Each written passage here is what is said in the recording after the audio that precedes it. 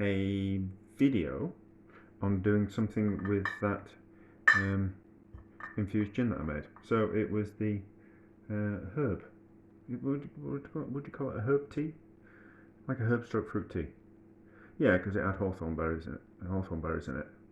So therefore it's a fruit. And it had some dandelion and burdock and hawthorn, was it? Yeah, so we're going to see if we can make see what it's going to like in a normal Negroni. So we'll use the gin, the Campari and the vermouth, and then we'll see if we can miss out the Campari and see what it's just like with the vermouth. So we're not kind of sure what kind of ratio we'll do that wise, but we'll just kind of have a go. Let's see if it kind of works.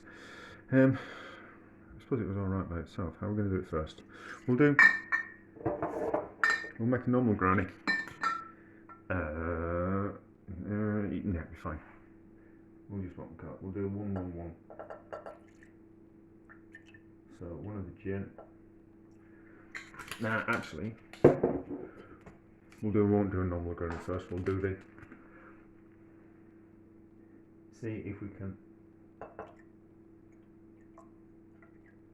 miss out the Campari in a Negroni, because that's quite. It's the expensive part, is that?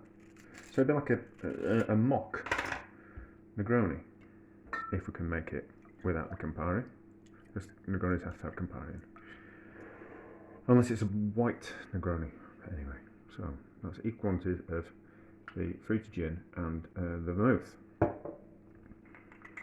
Might need another. We'll see how it tastes first.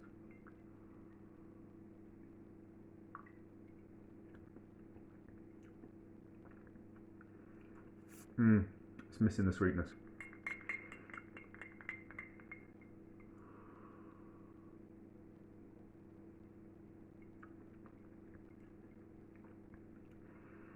It's missing the sweetness of the what we call it, of the Campari. So that kind of doesn't work. Can't make a mock Negroni that way. Although it's not bad tasting.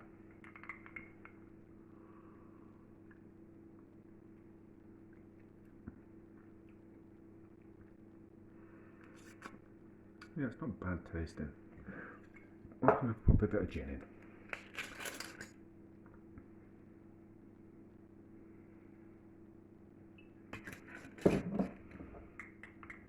Just to change it a little bit.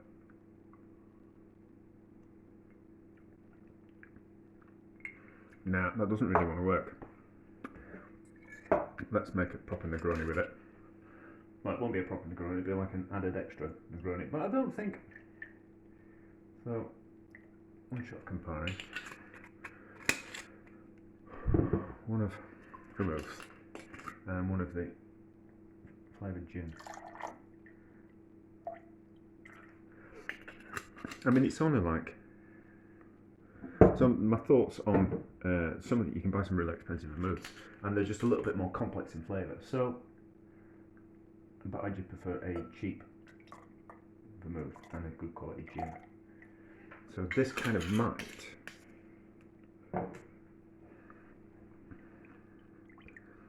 be like make a cheap vermouth a little bit more complex. So with that, then that might be kind of quite interesting. I suppose a bit like adding botanicals, making a Negroni, and then adding a botanical to it, like an extra botanical. That'll be mixed enough.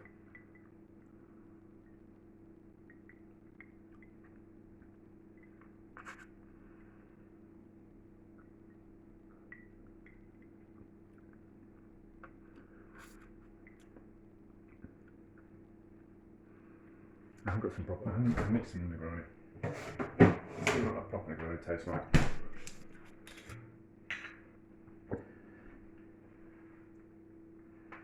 Mixed this yesterday, or pre-mixed it, so it's been cold. It's been in the fridge.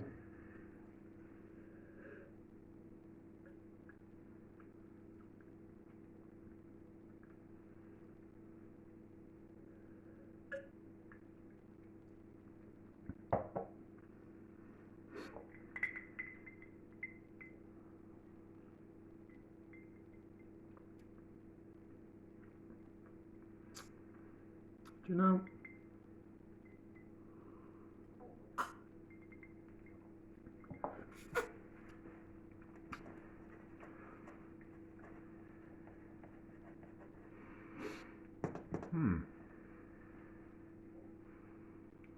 That's kind of quite interesting. I suppose it poses more questions.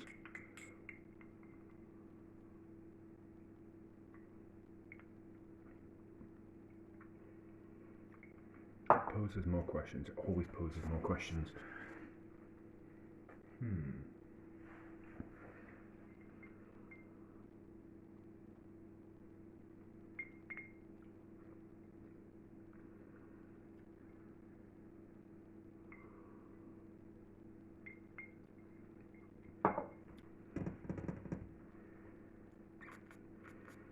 Maybe that's a bit too strong.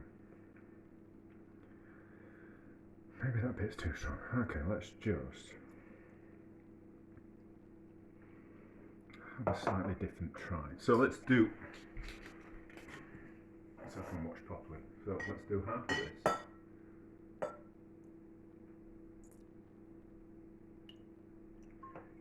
Let's do half of that. And then half of this.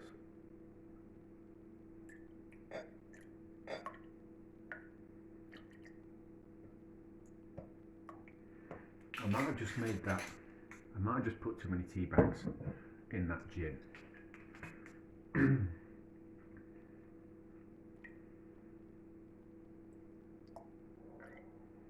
All very highly scientific.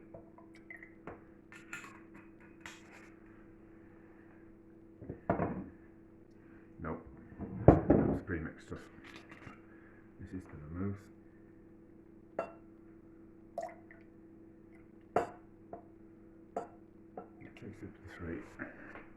We'll leave it in that because I don't want to mess around with that. And then we need it. Oh, that's cute.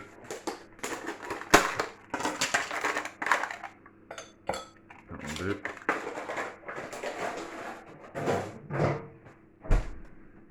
Then a bit of orange.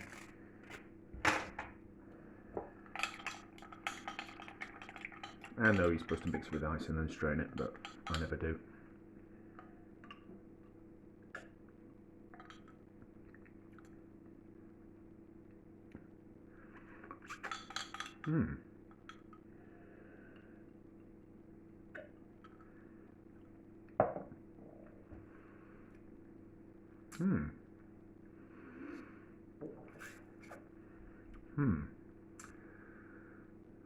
That's interesting.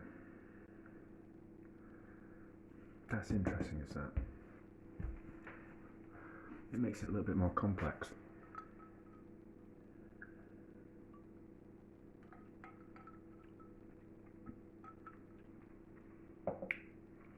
It adds something to it.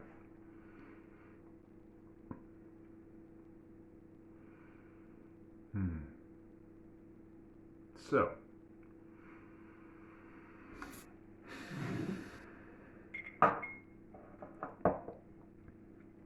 my thoughts are, I put too many bags of tea bags in that. I think I did one bag for every 100 millilitres. I think, can't remember. I'll do it in the description. But I think if I used half the amount of, or double the amount of gin to the bag that I originally done, it would make it just that little bit different. Just make it nice enough to use in the Negroni and kind of change it. And I suppose you could, once I've worked out, I think the experiment to do is to work out, so double the amount of gin, so that, make that again, but make it with double the amount of gin to bag than I originally did, and then potentially work out, then take that amount of gin and add it to the same amount of Campari and vermouth and let that infuse in a jar for a couple of weeks and then see how that turns out. I think that would be an interesting experiment. Maybe I should do that. Maybe that'll be part of this video instead of this video just being a video itself. Right, so that's what I'll do. I'll look back on how I made that and what was the ratios, and then I'll double the amount of gin, or half the amount of bag that I put in, and then add in the same amount of Campari and vermouth, and then we'll kind of leave it for a couple of weeks and see how that turns out, because I think that might make something just a little bit more interesting. Yeah, because I've heard people, obviously you can make Negronis up a couple of months in advance, leave it in the cupboard, and it changes the flavour slightly, kind of improves it and gives it a bit of depth. And I also know that people put it in oak barrels and all kinds of different things, which are that kind of changes the flavour again. But you can't kind of do that at home. But by maybe adding, I'll show you the bag. But maybe by making up some pre-mixed Negroni and then leaving it in a cupboard with a dandelion, burdock and hawthorn, or some other kind of herb tea bag. So like maybe a rosehip or something like that, might be kind of quite interesting. Yeah, so that's what I'll do. But I'm not going to do it now because it's night time. I quite like a drink. So that's what we'll do. Yeah. So the next part of the video will be me adding some Campari and some gin and vermouth together to make up a Negroni mix, and then adding the right amount of tea bag to that. That'll be interesting. And then we'll give it a couple of weeks and see how it turns out. Right. Let's try something else with this gin that I made. I make a Tom Collins-ish type of gin drink cocktail. So I use lemon juice, and I use so it's 1 part lemon juice, and then I think is it 3 parts syrup. So 3 parts syrup, which I made. This hasn't got a stopper in, so I don't want the spices to get into my drink.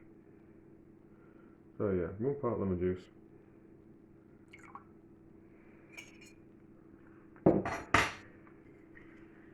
3 parts syrup, and then 4 or 5 parts of gin, depending on how I feel, and depending on the gin. So normally I would use, if it was a cheaper gin and not as alcoholic, so kind of like this is a 37.5. I've got some Tanqueray, which is 40, 41, 42, no, it's 43 Tanqueray. So I use less Tanqueray if I make it with a Tanqueray, but I use more gin if I use a less alcoholic gin. So apologies about the board, I've been faffing around, believe it or not. So, and I'm going to put a slice of a twist of lemon zest in, but I haven't got any lemon zest, so it's going to be orange zest today. So let's see how this turns out. I think it might be kind of quite nice with the bitter element to it. So also over lots of ice. So I can't remember exactly what a Tom Collins is, but I think it's like a sweetened gin with a bit of lemon in. So it's kind of like a version of the Tom Collins that I make. But anyway, I suppose Tom Collins was the precursor of the gin and tonic. But anyway, what's this like?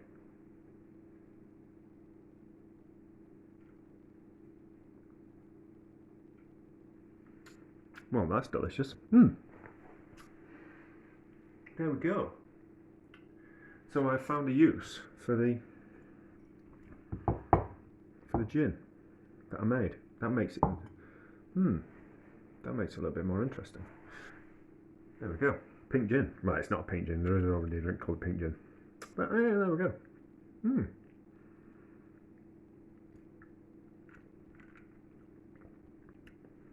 That's lovely.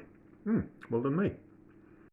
So let's see how the teabag infused Negroni, turns out. So I've only got 191 grams of Campari, which is slightly annoying. And I kind of need to do it at it. So it was 200. The recipe that I originally used was 1 tea bag for every 100 millilitres of gin, and I kind of thought that was a little bit too strong for the Negroni, so we went on half that. So I need to use 200 millilitres for 1 tea bag. So unfortunately I've only got 190, so we'll work on that. So we'll do 190, but I'm kind of pretending that it's going to be 200. It's 10 grams, you know. So, and then 190 grams worth of gin. So I would have used 200 if I had 200, but I haven't, so it's going to be a 190 recipe split.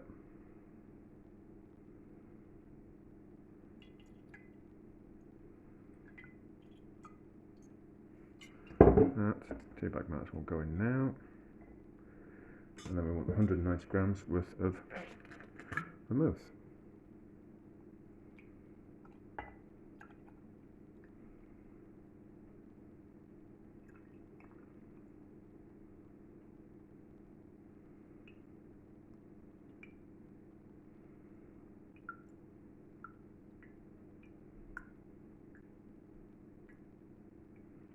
Slightly over the vermouth, but that's fine. So, put a lid on that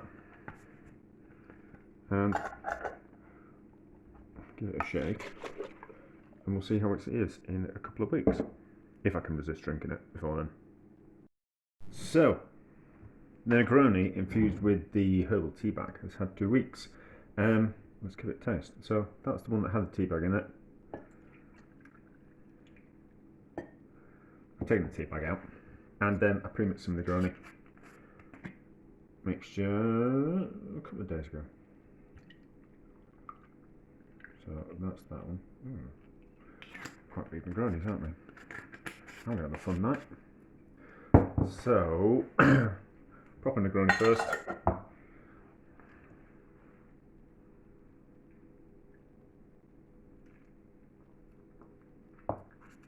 Delicious as always. Particularly good, that one.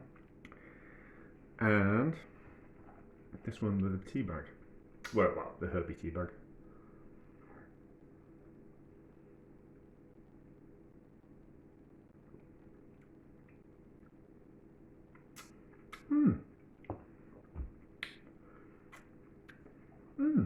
Pretty good.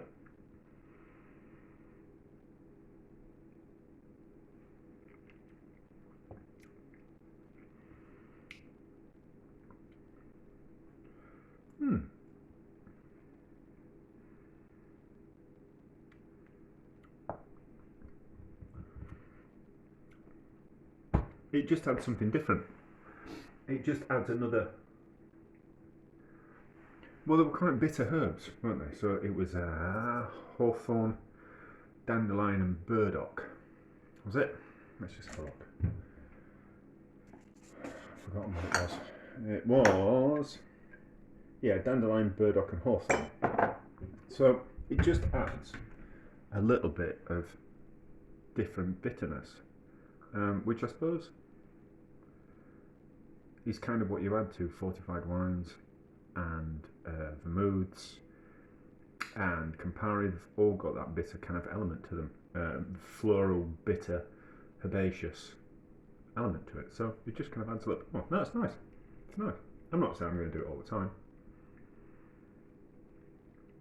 but it's interesting and opens up the door to